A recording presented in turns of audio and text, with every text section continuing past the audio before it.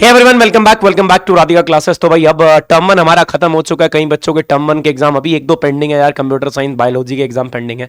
लेकिन यार मैथ्स की अपडेट आपके साथ लेके आए। मैथ्स का कोर्स हम टर्म टू का कब शुरू कर रहे हैं और टर्म टू में कौन कौन से चैप्टर आने वाले हैं, किसकी वेटेज ज्यादा है और कौन से चैप्टर पे हमारे को ध्यान देना चाहिए और क्या टर्म टू का सिलेबस टर्म वन के सिलेबस से मुश्किल है या आसान है, ये सारी चीजें आपके साथ डिस्कस करने आया हूं यार। और आपको बताने आया हूं भी कैसे हम इसके अंदर प्रोसीड करने वाले हैं और कैसे हम आपकी हेल्प करने वाले टर्म टू का सिलेबस कंप्लीट करने के लिए। मैथ्स का फिजिक्स का डिस्कशन लेटर ऑन, कल या परसों आपको उसकी वीडियो मिल जाएगी।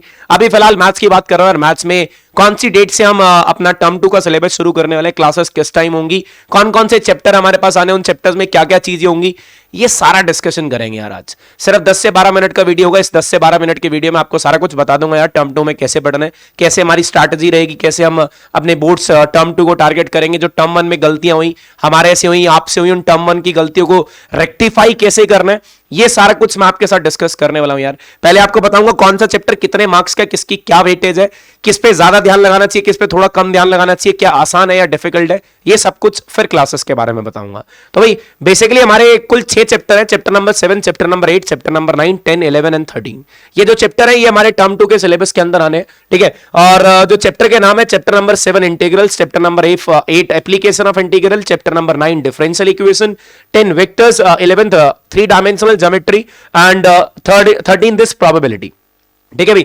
अब देखो डेरिवेटिव तुम लोग पढ़ के आओगे। पहली बात तो बता दूं यार, जिन्होंने टर्म वन के अंदर डेरिवेटिव को या डिफरेंशिएशन को अच्छे से नहीं पढ़ा है, तो भाई अभी आपके पास 2 से 3 दिन का टाइम है या 3 से 4 दिन का टाइम है। उसके अंदर पहले डेरिवेटिव को पक्का कर लो, डेरिवेटिव के अंदर श्योरिटी ले आओ, डेरिवेटिव को अपनी कमांड बनाओ, उसके बाद इंटीग्रल पे आना। क्योंकि इंटीग्रल है एंटी डेरिवेटिव, डेरिवेटिव का उल्टा।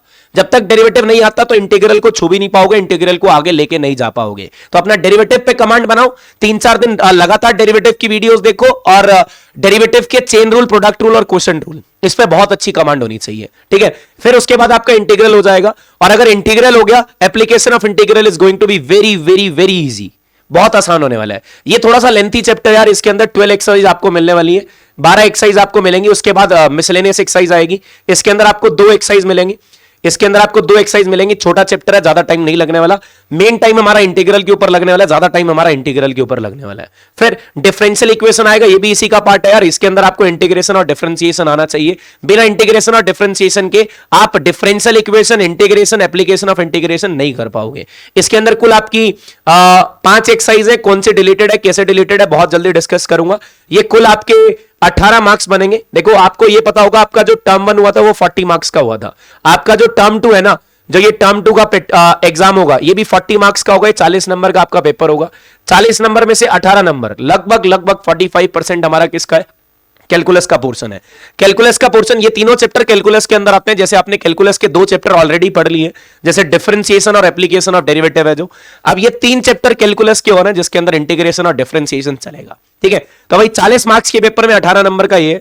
उसके बाद वेक्टर और 3 डायमेंशनल ज्योमेट्री, भाई जो कॉमर्स और ह्यूमैनिटीज मतलब आर्ट्स स्ट्रीम्स हैं, उनके लिए इस चैप्टर में थोड़ी सी तकलीफ होने वाली है, क्योंकि हम वेक्टर और 3D कहां से पढ़ते हैं, फिजिक्स के अंदर पढ़ के आए हैं। मैं एक फिजिक्स टीचर की फिजिक्स टीचर हूं, तो उसके हिसाब से बताऊं तो यार, जिन्होंने फिजिक्स में वेक्टर पढ़ रखा है ना, बिल्कुल सेम का सेम चैप्टर वेक्टर्स वहां पे आएगा। और वेक्टर्स का यूज 3D के अंदर भी है। अब तुम क्या यार 11th में 3D पढ़ के आए हो, वहां क्या पढ़ा था, distance formula, section formula. This is going to be toughest one for you for in the term 2 syllabus, 3 dimensional geometry. क्योंकि यार ये चीजें रिलेटेड है फिजिक्स से, और कॉमर्स और आर्ट स्टूडेंट, ह्यूमैनिटीज स्टूडेंट्स के लिए ये फिजिक्स वाली चीजें समझना थोड़ी सी डिफिकल्ट है। एक मैथ्स टीचर के लिए, प्योर मैथ्स टीचर के लिए ये चीजें समझानी थोड़ी सी डिफिकल्ट होती हैं। बीइंग अ फिजिक्स टीचर, आपकी physics as well as maths teacher, आपकी इस चैप्टर के अंदर बहुत हद तक हेल्प कर पाऊंगा मैं, लेकिन समझाने की कोशिश फिर की जाएगी। फिर भी बता रहा हूं, this is going to be the toughest one for you in the term 2 syllabus. और ये दोनों मिला के आपके 14 मार्क्स के, ये दोनों मिला के आपके 14 मार्क्स के, मतलब आपका टोटल 32 पोर्शन ये 5 चैप्टर कवर कर रहे हैं। फिर आई प्रोबेबिलिटी। भाई आज तक क्या पढ़ा था, तुम्हें लगता होगा प्रोबेबिलिटी हमारा फेवरेट है। 11वीं कक्षा तक, 11th क्लास तक हम पढ़ते हैं number of favourable outcome upon total number of outcome, union, intersection, that's it from the probability. Probability खत्म होगी भाई, बिल्कुल बदल जाएगी।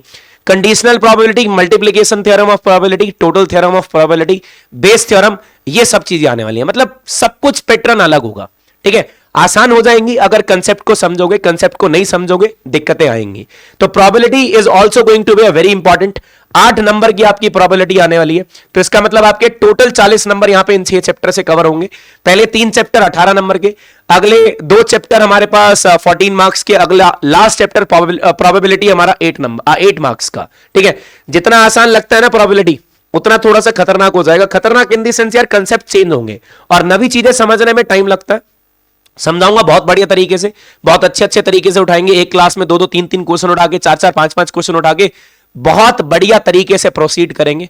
आप लोग मेरे साथ टर्म 1 में जुड़े थे तो आपको पता होगा मेरा आगे चलने का तरीका क्या है। जब तक क्वेश्चन की जड़ तक नहीं पहुंच जाते तब तक हम आगे नहीं बढ़ते। ठीक है, चाहे मुझे हजारों क्वेश्चन प्रैक्टिस कराने पड़े, चाहे कितने क्वेश्चन प्रैक्टिस कराने पड़े, लेकिन प्रोबेबिलिटी जड़ तक की जाएगी। ठीक है, तो भाई ध्यान रखना, ये हमारे 40 नंबर जो टर्म 2 का सिलेबस आपका कंप्लीट करा के जाएंगे। तो ये तो बात थी भाई कौन कौन से चैप्टर आने, कैसे आने, किस पे ज्यादा ध्यान लगाना है। ठीक है, कब तक हमारा सिलेबस कंप्लीट हो जाएगा यार? मेरा टारगेट तो यही है that will complete the syllabus by 15th Feb और by 20th Feb। By 20th Feb देखो भाई ये टाइम आगे जा सकता है, पहले कंप्लीट होने के चांसेस थोड़े से कम है। पहले कंप्लीट होने के चांसेस थोड़े से कम है। जिन स्टेट बोर्ड स्टूडेंट के एग्जाम 15th Feb से शुरू होने, तो कोशिश करूंगा यार स्टेट बोर्ड वालों के लिए 15 फरवरी तक या उससे पहले कंप्लीट कराने की कोशिश की जाएगी। क्यों? रीजन बिहाइंड दिस, इंटीग्रल में कम से कम 20 दिन लगने, कम से कम 20 दिन। 12 एक्सरसाइज है यार, एक एक्सरसाइज के कराने के क्वेश्चन कराने में थोड़े से अगर मैं 45 की जगह 1 घंटे का लेक्चर भी कर दूं ना तो 20 दिन में कंप्लीट करने में कामयाब हो जाऊंगा। फिर एप्लीकेशन ऑफ डेरिवेटिव छोटा चैप्टर है, it will take 3 to 4 days to complete this chapter. Differential equation 5 exercise है, लेकिन इतना ज्यादा कुछ इसके अंदर है नहीं, तो मतलब है तो बहुत इंपॉर्टेंट चैप्टर है, भी बहुत अच्छे क्वेश्चन है इसके अंदर। इसके अंदर भी कम से कम 8 से 10 लेक्चर लगने वाले हैं इसको कंप्लीट कराने में। वेक्टर 3D देखो, पूरा जो हमारे दिसंबर के 12 दिन और पूरा जो जनवरी है वो नहीं, पूरा मतलब 15 जनवरी तक, 15-20 जनवरी तक यहां पे जाने वाला है। 5 फरवरी तक लगभग ये जाएगा, फिर अगला 15 फरवरी तक ये जाएगा। कोशिश यही है 15 फरवरी तक सिलेबस कंप्लीट करा के दबा के क्वेश्चन प्रैक्टिस करेंगे। जो हमारे दिक्कत करने वाले क्वेश्चन है प्रोबेबिलिटी के, 3D के, वेक्टर्स के, डिफरेंशियल इक्वेशन के, एप्लीकेशन ऑफ इंटीग्रल के दबा के क्वेश्चन करेंगे उसके बाद। ठीक है, तो सीबीएसई वालों के लिए तो कोई दिक्कत नहीं, सारा पैटर्न बना लिया जाएगा। कोशिश करेंगे स्टेट बोर्ड वालों के लिए सारा कुछ बना ले, नहीं तो वन शॉट अपलोड कर दिए जाएंगे ताकि आपको हेल्प हो जाए। ठीक है, अब now from where we are starting, from when we are starting the term 2 syllabus, कब हम शुरू कर रहे हैं? मैंने कल एक कम्युनिटी पोस्ट शेयर करा था, उसके अंदर आपसे डेट पूछी भी, कल से आज 15 से शुरू करें, 16 से करें या 18 से करें। ठीक है, तो उसके अंदर सबसे ज्यादा vote I think 78 to 79% vote जो हमारे थे वो 18th दिसंबर की तरफ जा रहे थे। So that's why we have decided that we will start the syllabus from 18th December 2021। बहुत सारे कमेंट थे जो सर को ये बोल रहे थे सर 22 से शुरू करो। क्यों 22 से शुरू करो? क्योंकि यार उनका CS का या IT का जो भी पेपर है, कंप्यूटर साइंस का IT का पेपर है, उसके बाद शुरू करते हैं। तो भाई उन लोगों के लिए बता दूं एक छोटी सी चीज, भाई सिलेबस बहुत ज्यादा है, कंप्लीट होने में टाइम लेगा, तो ये 4 दिन में अपने खराब नहीं करना चाहता हूं। आप लोग रिकॉर्डेड सेशन देख लेना, रिकॉर्डेड सेशन यूट्यूब पे आपको मिलेंगे, वो यूट्यूब पे आप रिकॉर्डेड सेशन देख के सारी क्लासेस कंप्लीट कर सकते हो। ठीक है, term 2 mathematics syllabus will start from 18th of December 2021 live on YouTube. इसी चैनल पे राधिका क्लासेस के यूट्यूब चैनल पे क्लासेस की टाइमिंग जो आपकी रहने वाली है वो 9:45 PM पे रहने वाली है। 9:45 पे आपकी क्लास शुरू होगी। और बता दूं टेलीग्राम पे अपडेट रहना, ये क्लास 9:30 भी हो सकती है, 10 बजे भी हो सकती है।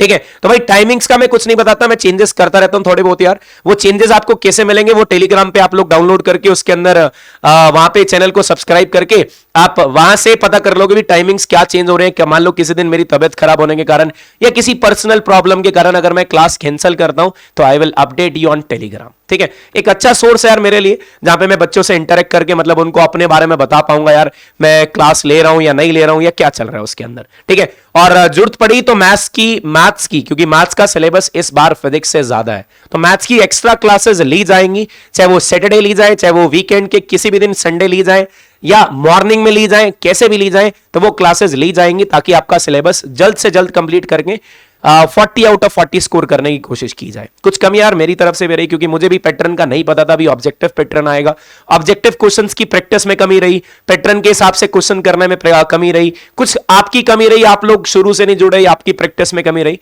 जो भी कमियां रही टर्म 2 में पूरी कमी हम दूर करके 40 में से 40 स्कोर करने की कोशिश नहीं हमें करने हैं। ठीक है, तो भाई फटाफट से वीडियो को लाइक कर देना, शेयर कर देना और टर्म 2 का सिलेबस 18 तारीख को I want each and every one to be in the live video, live class में मिलना यार। रिकॉर्डेड सेशन लगाने में मजा तो आता है, लेकिन लाइव लगाने का मजा अलग ही होता है। तो लाइव क्लास में मिलेंगे, चैनल को सब्सक्राइब करवा देना फटाफट से। 100 के हमारा टारगेट है दिसंबर के अंदर, आप लोग, मुझे उम्मीद है भी 100 के करवा दोगे। Thank you so much. Like the video, channel को सब्सक्राइब करवा देना, शेयर कर दो सबके साथ भी। 18 दिसंबर को टर्म 2 का कोर्स शुरू हो रहा है। Thank you.